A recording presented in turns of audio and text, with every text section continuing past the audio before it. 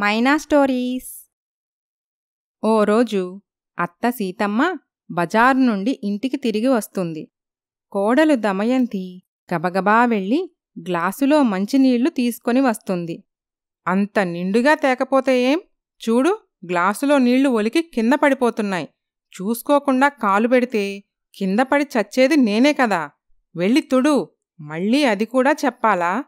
అబ్బబ్బా, పొద్దున లేచిన దగ్గర్నుండి పడుకునే వరకు ఎలా చెయ్యాలో చిన్నపిల్లలకి చెప్పినట్టు చెప్పాలి అని విసుక్కుంటుంది సీతమ్మ. దమయంతి కిందపడ్డ నీళ్లను తుడుస్తూ మనస్సులో, పుట్టింట్లో నేను చేసిన పని ఎలా ఉన్నా అమ్మా నాన్న ఏమీ అనేవాళ్లు కాదు, కాని అత్తింట్లో అలా కాదు కదా. ఇక నుండి అత్తయ్యగారు మెచ్చుకునేలా పనిచేయాలి అని అనుకుంటూ దమయంతి లోపలికి వెళ్ళబోతుంది. ఆగు దమయంతి, ఈ గ్లాస్ ఎవరు తీసుకెళ్తారు? మళ్ళీ దానికి పిలవాలా? ఇది కూడా నేనే చెప్పాలా? దమయంతి మౌనంగా అత్తగారి దగ్గర గ్లాసు తీసుకొని లోపలికి వెళ్ళిపోతుంది. ఈ రోజు నుండి అత్తయ్యగారితో తిట్లు తినకూడదు. ఏ పని చేసినా ఆవిడకు నచ్చేలా చెయ్యాలి.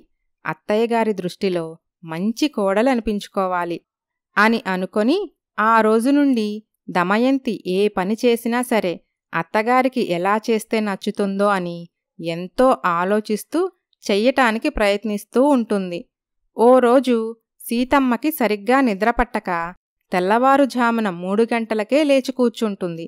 ఈ దమయంతి ఇంకా నిద్రలేచినట్టు లేదు. మా కాలంలో కోడళ్ళు అత్తల కంటే ముందే నిద్రలేచి ఇంటి పనంతా పూర్తి చేసేవారు. నా కర్మ కాకపోతే ఏరికోరి దీన్ని కోడలిగా తెచ్చుకున్నందుకు నాతోనే సుప్రభాత సేవ చేయించుకుంటుంది అని గొనుక్కుంటూ పెద్దగా కోడల్ని పిలుస్తుంది. దమయంతి నిద్రమత్తులో ఆవలిస్తూ వచ్చి, ఏంటత్తయ్యా పిలిచారా? పిలవకపోతే బారెడు పొద్దెక్కే వరకు పడుకుందామనుకుంటున్నావా?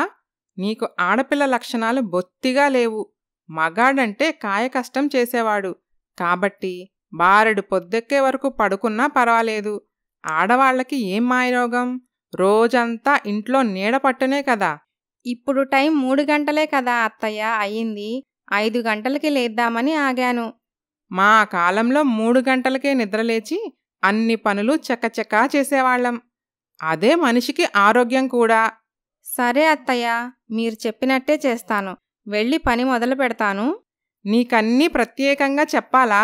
అత్తను నేనంటూ ఓ దాన్ని నట్టింట్లో దయ్యంలాగా కూర్చొనున్నాను కదా. నా మొహాన కాసిన్ని కాఫీ నీళ్లు తగలెట్టి పని చూసుకో అని కసురుకోవటంతో దమయంతి కాఫీ పెట్టి తీసుకువచ్చి అత్తగారికిచ్చి ఇంటి పని మొదలు పెడుతుంది. ఆ తర్వాత దోశలు వేసి సీతమ్మకు పెడుతుంది. అబ్బబ్బా, ఈ దోశలు తగలడా! కొంచెం తిన్నా ఒకటే దప్పిక. నీళ్లు తాగలేక చావాలి. ఆ దోశల పిండితో పాటు మరో గిన్నెలో కొద్దిగా ఇడ్లీ పిండి కలిపితే ఏం పోయిందట అంటూ గొనుక్కుంటుంది సీతమ్మ. ఆ తర్వాత కూరగాయల కోసం మార్కెట్కి వెళ్తుంది దమయంతి. అక్కడ సరోజ, వనజ పరిచయమవుతారు.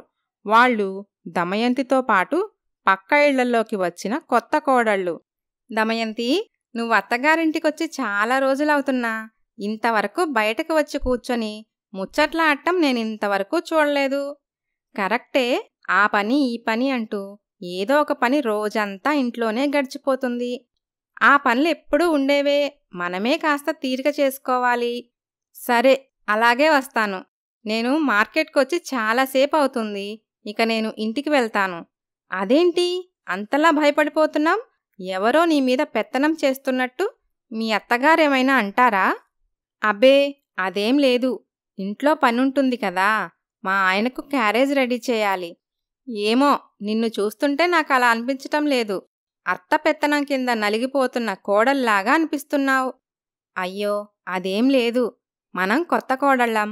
అత్తింటి అలవాట్లు పద్ధతులు మనకి కొత్త కాబట్టి కొన్ని విషయాలు నేర్పేటప్పుడు అత్తలు కొద్దిగా మందలింపుగా ప్రవర్తిస్తారు. అది మనమే అర్థం చేసుకోవాలి. అంతే తప్ప అత్త పెత్తనం అనుకోకూడదు. నువ్వు చాలా బాగా సర్దుకుపోతున్నావు. నీలాంటి మంచి కోడలు దొరికినందుకు నీ అత్తగారు చాలా అదృష్టవంతురాలు. సరే, నాకు లేట్ అవుతుంది, ఉంటాను మరి అని కూరగాయలు తీసుకొని ఇంటికి వస్తుంది దమయంతి. ఏంటి, ఇంతసేపు మార్కెట్ దగ్గర ఏం చేస్తున్నావు? మన ఇంటి పక్క వాళ్ళు పరిచయమైతే కొద్దిసేపు వారితో మాట్లాడుతూ లేటైంది అత్తయ్య. ఓహో, అప్పుడే పక్కింటి స్నేహాలు కూడా మొదలయ్యాయా? ఇదేంటి, ఒకేసారి ఇన్ని కూరగాయలు తెచ్చావు?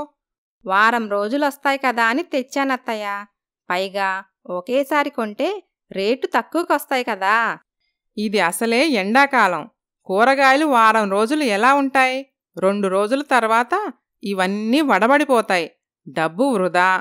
ఇల్లు చక్కబెట్టే ఇల్లాలికి డబ్బు విలువ తెలియకపోతే ఎలా?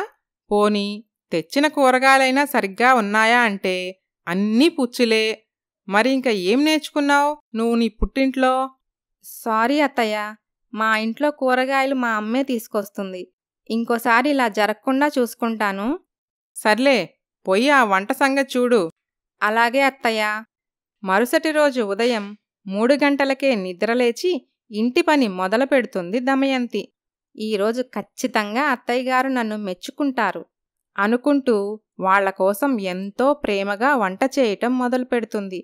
ఆ శబ్దానికి శ్రీనివాస్ నిద్రలేస్తాడు. అబ్బా, ఏంటి దమయంతి గోల? ఇప్పుడు టైం 3 గంటలే అయింది. ఇప్పుడు లేచి ఎవరైనా వంట చేస్తారా? అది అత్తయ్యగారు అంటూ ఏదో చెప్పబోయేలోపు వెనక నుండి సీతమ్మ, ఈవిడగారికి ఎటూ నిద్రపట్టదు కాబట్టి మనల్ని ప్రశాంతంగా ఎందుకు నిద్రపోవాలి అని నీ పెళ్ళాం ఉద్దేశం. మనం చెవుల్లో దూదులు పెట్టుకొని పడుకోవాలి. ఏం చేస్తాం? అది కాదత్తయ్య. మరి లేకపోతే ఏంటి దమయంతి? కొంచెమైనా తెలివి ఉండక్కర్లేదా? నువ్వు చేసే శబ్దానికి పక్కింటి వాళ్ల నిద్ర కూడా చెడి లేచి కూర్చొని తిట్టుకుంటారు మనల్ని. అది కాదండి, నిన్న అత్తయ్యగారు నన్ను 3 గంటలకే నిద్రలేచి ఇంటి పని చేయమని చెప్పారు. నేనేదో పెద్ద వయసుదాన్ని, మతిమరుపుతో ఏదో చెప్పి ఉంటాననుకో. ఆ మాత్రం నీకు సొంత ఆలోచన ఉండనక్కర్లేదు. గుడ్డెద్దు చేలో పడ్డట్టేనా? అది సరే, 2 గిన్నెల్లో పిండి కలిపావేంటి? మీకు ఇడ్లీ ఇష్టమని ఒక దాంట్లో ఇడ్లీ పిండి కలిపాను. ఆయనకి దోశలిష్టమని మరొక దాంట్లో దోశ పిండి కలిపాను. ఒక్క పూటకి ఇన్నేసి రకాల టిఫిన్లు చేస్తే మనలాంటి మధ్యతరగతి సంసారాలు ఏం కావాలి? నీకు ప్రతి విషయం వివరంగా చెప్పలేక రోజూ నా తల బొప్పి కట్టిపోతుంది. ఆ కాఫీ చూడు, ఇప్పుడే పెట్టేసింది. మనం లేచేసరికి చల్లారిపోతుంది. మళ్ళీ వేడి చేయాలి. గ్యాసు వృధా. సంపాదించే వాళ్లకు తెలుస్తుంది డబ్బు విలువేంటో అని కోపంగా తన గదిలోకి వెళ్ళిపోతుంది సీతమ్మ. శ్రీనివాస్ కూడా అతని గదిలోకి వెళ్ళిపోతాడు. అత్తగారు తనని మెచ్చుకుంటారని ఊహించుకుంటూ సంతోషంగా ఉన్న దమయంతి ఆనందం చెదిరిపోతుంది. ఆ తర్వాత ఏమైందో వచ్చే భాగంలో చూద్దాం. Please subscribe Maina stories.